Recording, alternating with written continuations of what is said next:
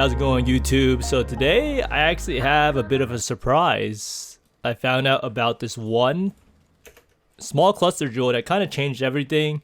It's a different play style, and it actually kind of makes me rethink about how good freeze actually is. Well, freeze is probably not that useful if you have infinite damage, right? So there is an actual pretty overpowered cluster jewel that I wasn't really aware of. A lot of people kept telling me about Secrets of the Suffering, right? So I tried a lot of fears on stream today with Dual Touch of Anguish. Obviously, doing the feared with one Chaos Claws is kind of hard, right? So, and especially using Frost Blades, but I was actually able to pull it off after I added Secrets of Suffering. And mind you, this is actually a very unoptimal setup that I did it with. So if you guys want to play this build, I think Secrets of the Suffering might make it so that it's actually a lot more budget and it feels a lot better to play in a weird way. It's kind of weird doing maps and seeing that there is no explosions or anything, but it's a very smooth play style. It actually kind of looks like buttery smooth without the shatters. And the damage is pretty high, even, I guess it's without inspiration, right? So let's see. With inspiration in, so I usually just took off inspiration because you don't really need the crit chance. So 344k with inspiration charges, it's like 448. So cold to fire is pretty good, right? And I'm gonna go over the notable Secrets of the Suffering or whatever it's called, and then you'll see for yourself how it did in the fear. I did troll the fear a little bit and kind of just try to tank more stuff that I was used to, and that's just the melee life. I was able to kill it on the last portal, but doing the feared with Frost Blades on 2/1 Chaos Claws that's not even Shaper to take advantage of the Chaos damage. If you can see, the Chaos damage is getting up there, is actually insane in my opinion. And yeah, I played the fight a little risky, but it is what it is. And doing the like Frost Blades, horrible skill. Gear is honestly not crazy expensive. The expensive pieces didn't even do anything.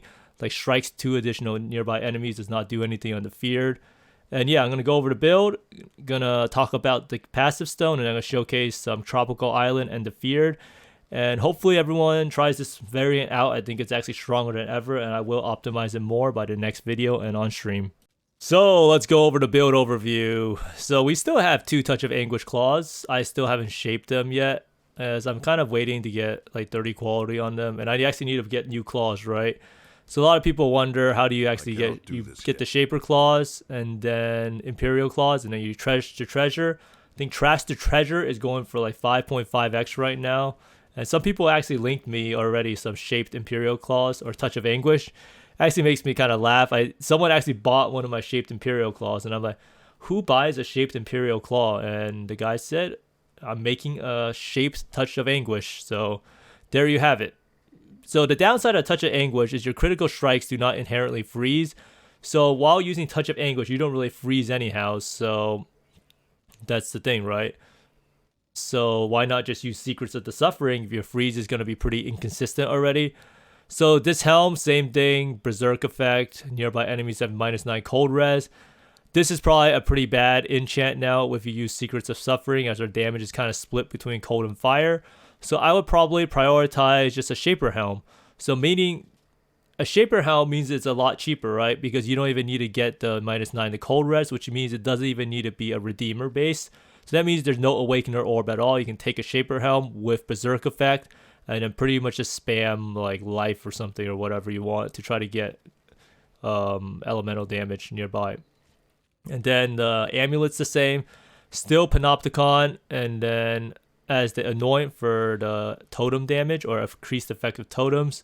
The rings are the same, and for Uber Aziri, if you use only 1 ring with the Pantheon, for some reason it's not enough, even though it adds up to 105, and that's because if you have increased damage taken, whether from like shock or vulnerability or something like that, then it actually makes it so you take more than 100%. So I was able to solve the reflect issue by buying another ring that has you and your minions take 31% reduced reflected elemental damage.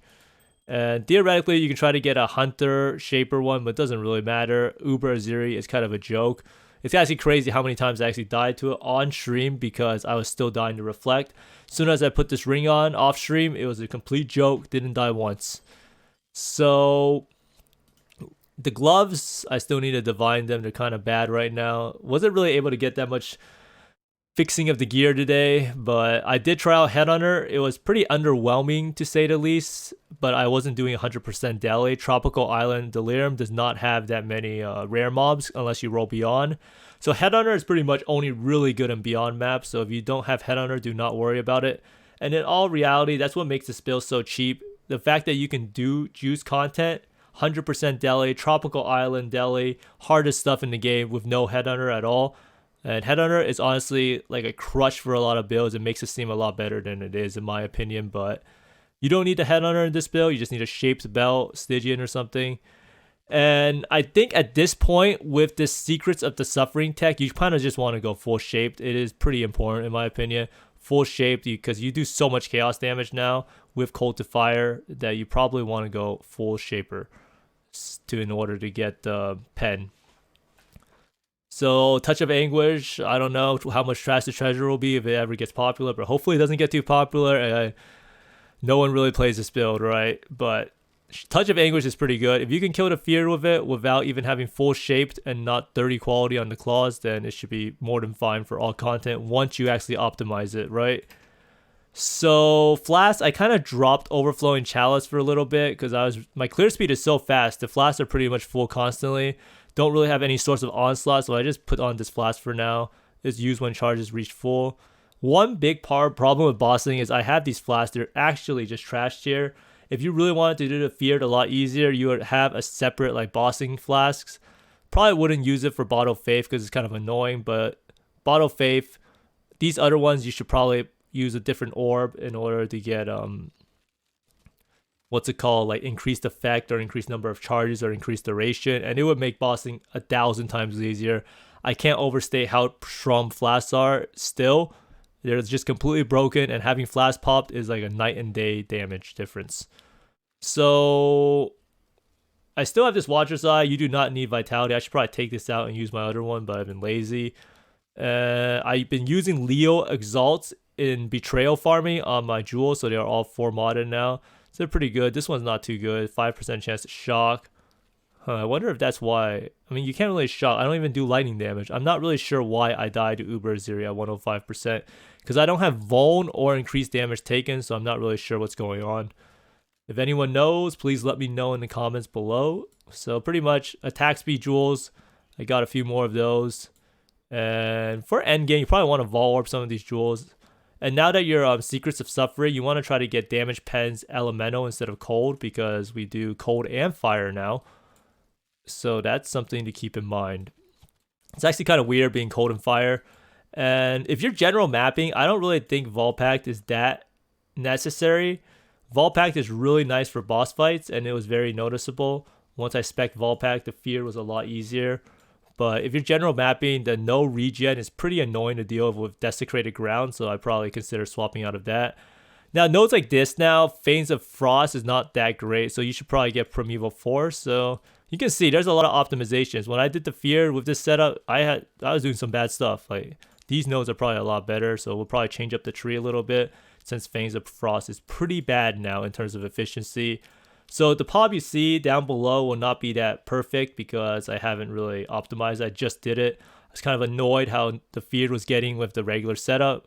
And to be fair, Frost Blades is not the best for the Feared without like 20-30 mil damage. And my setup with these 2 claws was pretty bad overall.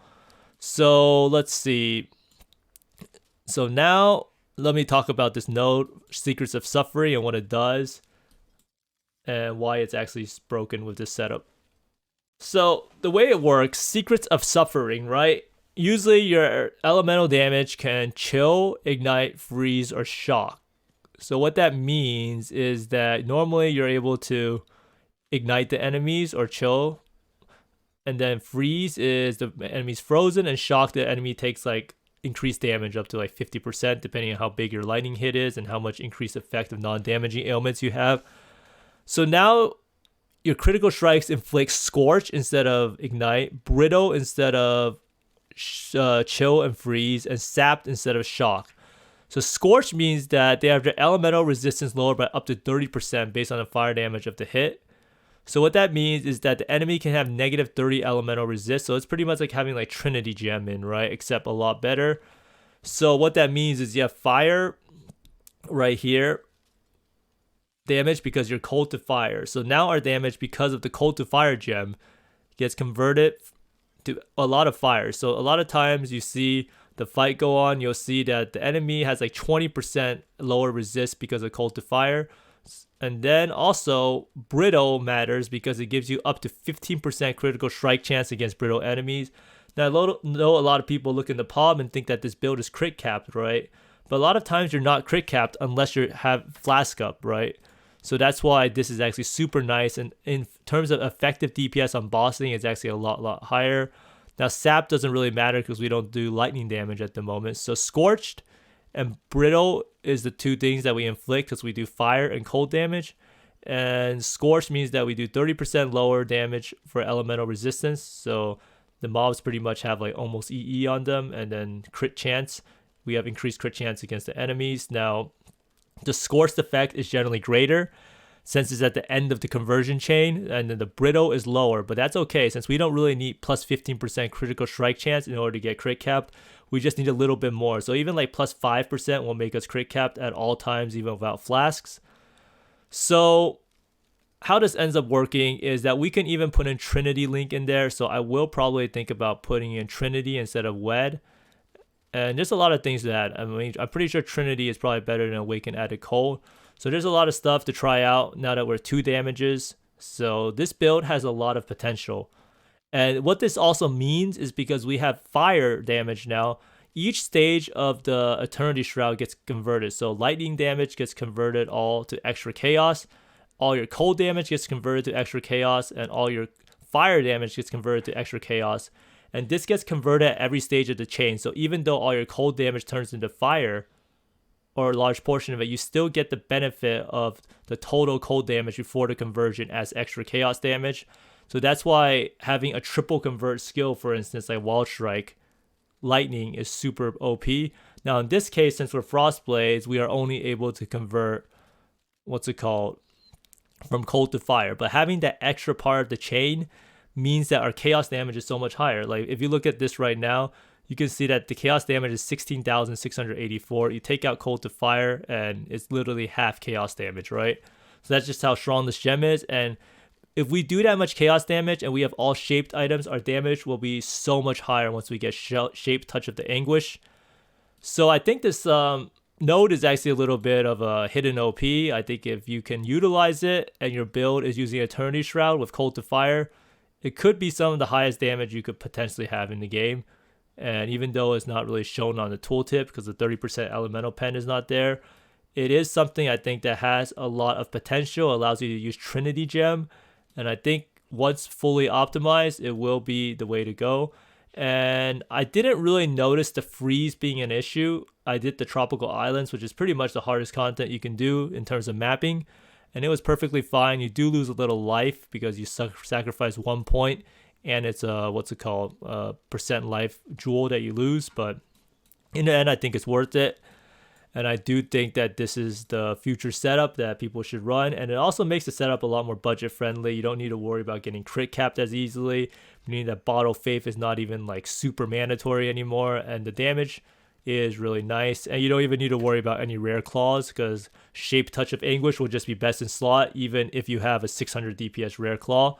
Unless you have a 600 DPS rare shaped claw, which sounds like a pretty fun journey. So I will try to make a 600, 700 DPS shaped claw, which will probably ruin my bankroll, but it is what it is. So now I'm going to showcase the Feared. It is kind of scuffed. I did use 6 portals, but a lot of the deaths I was a little too overzealous of trying to kill the boss. But hope you enjoyed the clips. And I do show the Tropical Island just to showcase what mapping looks like without freeze.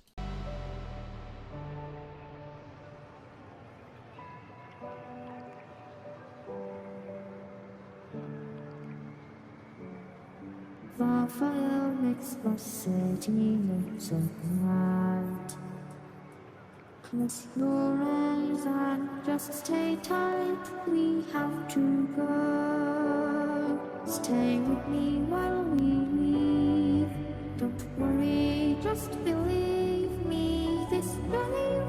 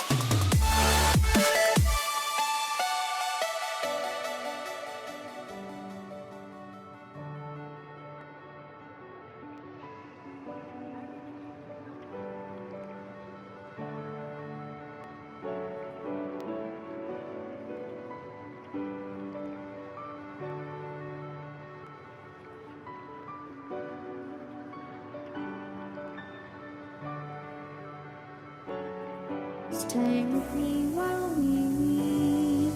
Don't worry, just believe me. This journey will relieve us. Stay with me while we leave. Stay with me while we leave.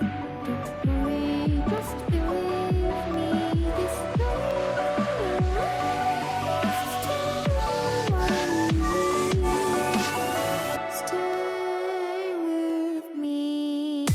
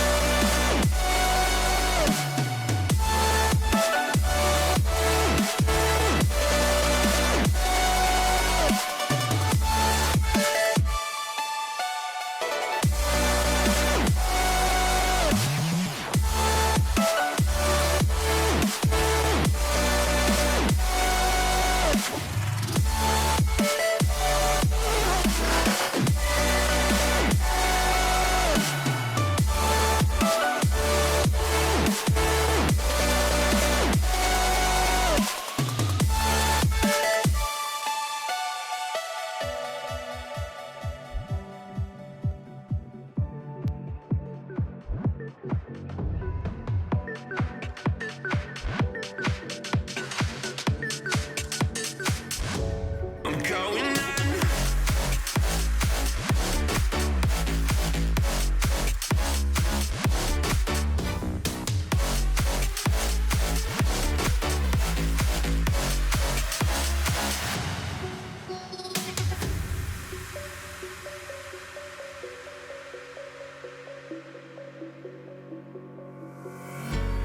When the lights go down, I've seen hell in you, but you don't care, no, you don't care, no. You just rather watch me fall.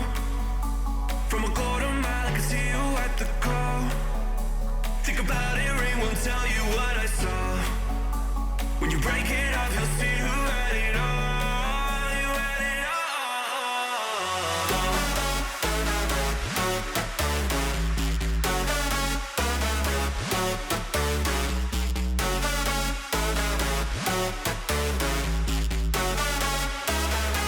You said you wanted to fall into oblivion. Forget about the world we're living in. Fall into oblivion, oblivion. I'm going on.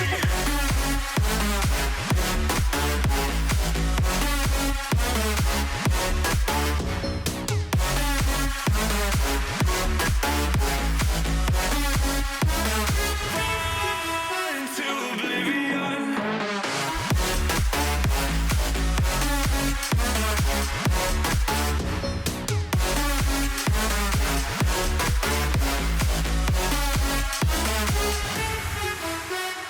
Fall into oblivion. Forget about the world we're living in. Fall into oblivion, I'm going on.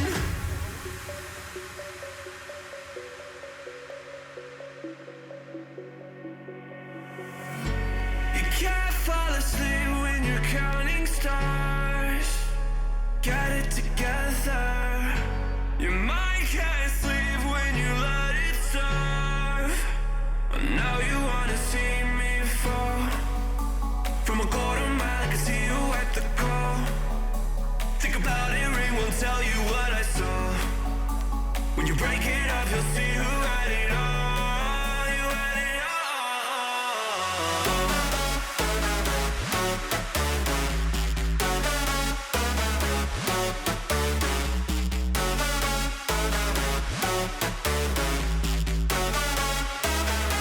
You said you wanted to fall into oblivion. Forget about the world we're living in. Fall into oblivion, oblivion.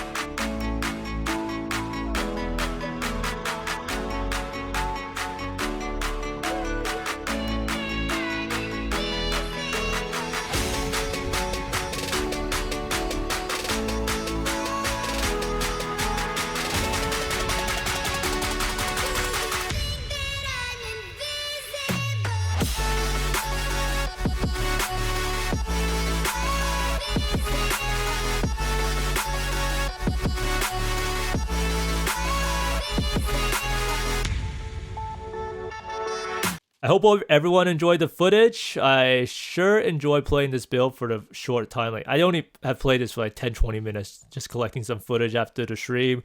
It's kind of sad during the stream that I couldn't do the feared with regular frost blades, so I just wanted to add something in. A lot of people suggested it. Thanks for the suggestions.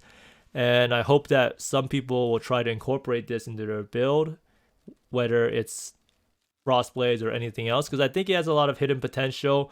Freeze is good and all, but you know what else is good? One-shotting the enemy, and I do think that this has a huge place in Eternity Shroud builds. So I will probably try Lightning Wall Strike with this tomorrow, and I'll report back to you, because I think the damage will be so absurd that it will be good enough, I hope. But thanks for watching, everyone. I do try to stream every day, and you can catch more build innovation or me trying to fail the fear or doing push-ups or stuff. But yeah, hope you find more mirrors and exalts than I do, and see you next time. Bye.